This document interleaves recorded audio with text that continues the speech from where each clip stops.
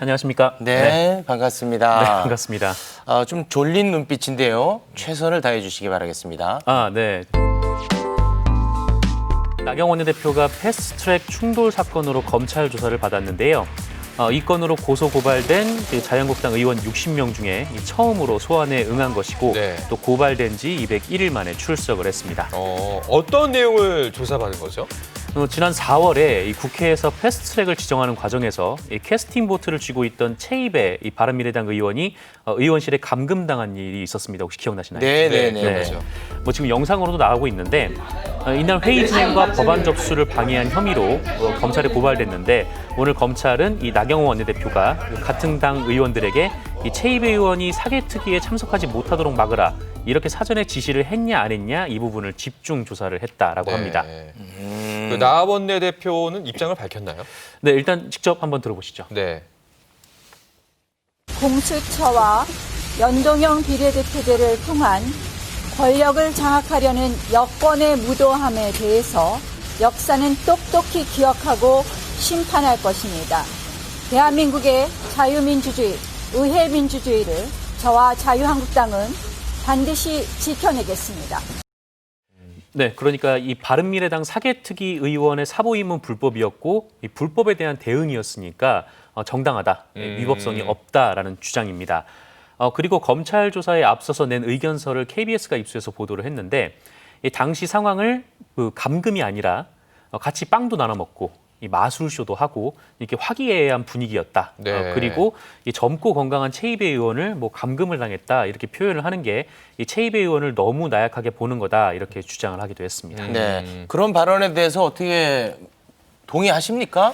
그 화기애애했다라기에는 이 최입의 의원이 그 굉장히 좀 다급하게 창문 틈 사이로 얼굴을 내밀고 이렇게 기자들과 좀 브리핑하는 모습이 있었거든요. 네네. 나가려고 했는데도 물론 웃으면서 제지를 하긴 했지만 못 네. 나가게 막은 건 좀 분명한 사실입니다. 보도된 영상만 확인해 보면 화기애애한 건 아니었던 것 같은데요. 네, 그렇죠. 네, 화기애애할 수가 없죠. 네. 그렇게 되면은 자유한국당 이제 나경원 원내대표는 오늘 이제 출석을 했고 나머지 네네. 이제 59명이 남았지 않습니까? 자유한국당에서는. 네, 그렇죠. 이분들은 어떻게 되나요? 나머지 의원들은 출석을 하지 않을 것으로 예상이 되고 있습니다. 이 나경원 원내대표가 그 60명 대표로 출석을 해서 조사를 받고 네. 또 모든 법적 책임을 지겠다 이렇게 밝혔기 때문에 다른 의원들은 오지 않을 것 같습니다. 아니 뭘 이렇게 그 대표로 출석하고 그런 게 말이 되는 겁니까? 이런 일이 사실 없었는데 네. 보통 이 정도 되면은 이제 체포영장 얘기가 이제 오고 가고 그런 상황이 있죠. 네. 근데 여기에 대해서는 아직 검찰에서 다른 의원들을 소환하겠다 이런 입장을 밝히진 않고 있습니다. 네.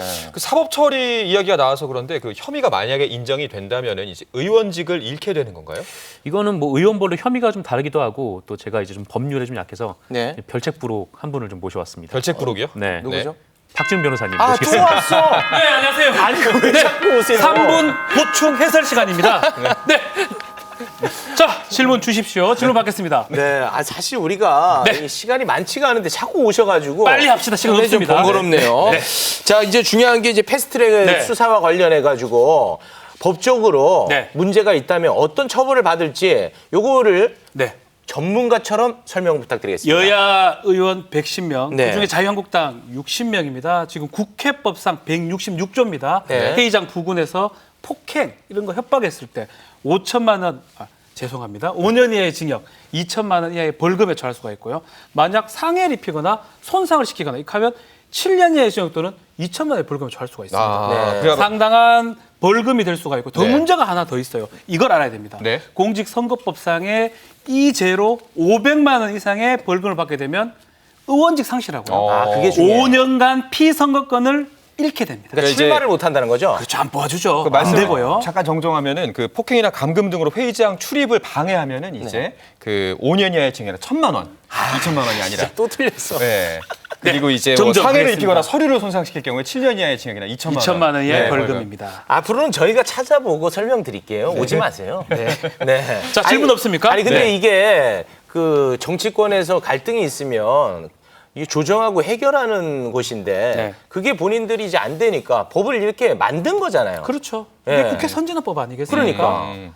앞으로 이거를 위반했을 때는 처벌하고 국회의원 안 하게 하겠다. 만든 법이기 때문에 만약에 총선을 해가지고 국회의원직이 되는데 만약 그 이후에 확정이 된다면 국회의원직까지 상실될 가능성이 있습니다. 그럼 이제 만약에 법원 판결이 총선 이후에 네. 나와도 그 이후에 의원이 당선이 됐어도 네. 다시 또 박탈되는군요. 500만 원 이상의 벌금이 된다면 네. 의원직을 내려놓아야 됩니다. 내년 4월에 있을 총선도 이거 골치 아프네요. 사실 혼란이 일어날 수 있어요. 60여 명, 또 저희 합쳐서 110여 명이 지금 관계가 있거든요. 그쵸. 네. 상당히 문제가 될 수 있습니다. 아마 보게 되실 거예요. 그처럼 어차피 볼 거 하루라도 일찍 봐주세요. 좋아요. 한밤의 시사 토크 더 라이브. 어차피 보게 될 거 하루라도 일찍 보세요. 알겠습니다. 고맙습니다. 네.